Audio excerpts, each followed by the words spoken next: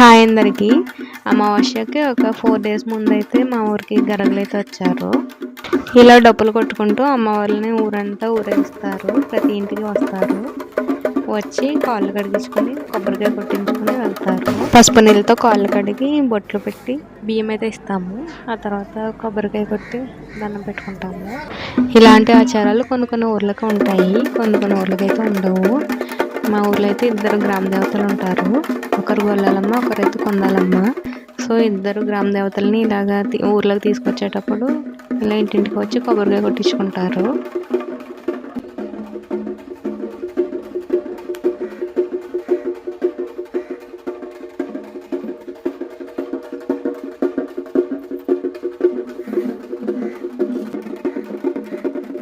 ఇక వాళ్ళైతే మనము కలిపించిన పసుపుండలు దేవుడికి అంటించి అదైతే మనకి తీసేస్తారు. సో ఇలా అయితే ఇస్తారనమాట. ప్రసాదం కింద కొబ్బరి చెప్పాలని ఇదైతే మనం బొట్టు పెట్టుకోవచ్చు, అలానే గడపలకి కూడా పెట్టుకోవచ్చు. వీడియో నచ్చితే ప్లీజ్ లైక్ చేసి మన ఛానల్ని సబ్స్క్రైబ్ చేసుకోవచ్చు కదా.